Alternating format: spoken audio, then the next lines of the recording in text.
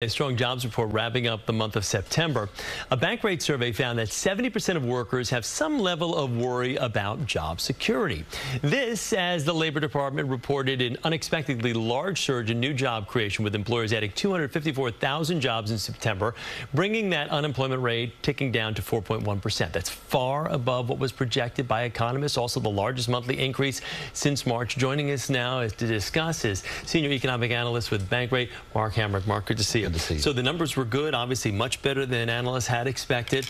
The economy is strong. That's what we keep hearing. The Fed keeps bringing interest rates down now, so everything's moving in the right direction. But job security is still a concern for people. Yeah. So why is that? Why are people still so concerned about job security? I think that is sort of the foundation of where we are in this economy, where we have experienced so many unsettling things. And I think people are often trying to think about, well, what is the next bad thing that may happen? And we have enjoyed a robust job market for so many months now. The low for the unemployment rate in April of last year was 3.4%, lowest in more than 50 years. And there's been this ongoing worry about a recession for 2.5 years now that hasn't happened. We will have one at some point, but right now it doesn't appear to be in the offing. Is that kind of the general thought process for people, is that something bad is on the horizon? Yeah, so we're always kind of thinking that there's something bad out there. We haven't really gotten there yet. And obviously with inflation being as high as it was the last 2 years or so, interest rates being as high as they, I mean, it feels like we've been there. I know, like you just mentioned, we haven't actually been in a full-bore recession, but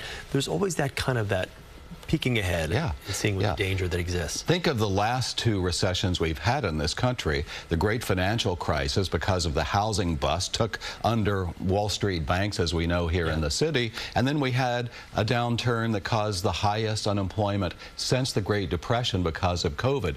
Couldn't really have seen either of those two things coming. I think it's a fair bet the next problem we have will just be a garden variety downturn, probably not something that's quite so severe. Not as cataclysmic. Another survey from Bankrate conducted found 48% of people are likely to search for a new job, with Gen Z making up a majority of that percentage. Why are young people so eager to just kind of bop from one job to the next rather than, you know, longevity at one place? Well, first of all, the compact between employers and employees has been broken for many years. It was the grandfather or grandmother who had a pension. It's a small fraction of the workforce, and so that's on the employers as much as it is on the employees. And upward mobility is one of the great success stories of the U.S. economy. So I think it is prudent for young people to be aspirational with their careers. Because of the dynamism of the U.S. economy, there's a very good prospect that a good number of those will get the job or a job that they want. Do you see something like that coming out of the pandemic as well, where employers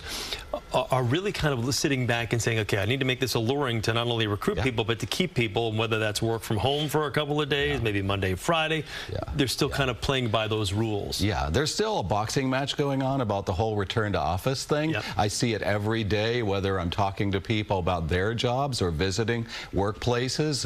Newsrooms in many locations aren't fully staffed 5 days a week, and working in the news business, that's a shocker, right? That's just one example. So I think employers do need to try to meet employees where they want to be met. And our survey did indicate that about 4 in 10 would like to have more flexible work conditions. That can be, you know, the ability to work from home somewhat, or even just flexible work hours. It's funny, with all of my New York working friends, I still have a hard time keeping up. What days are you in the office? What days are you home? So if someone watching this right now is searching for a new job, what are some tips that you would give them as they kind of research the landscape out there? First of all, given the fact that there is this underlying fear of sort of imminent job insecurity, I would counsel people to think about maintaining their network all the time. And that isn't necessarily meaning that you're going to ask somebody for a job, but do you know somebody who's hiring? LinkedIn's a great tool to maintain that online presence, and you know the job market's still strong, so optimism is warranted. Yep, and never burn bridges, because you never know when you're going to have to cross that bridge. That's right, absolutely. Mark, thank you so much. Great to see you once again.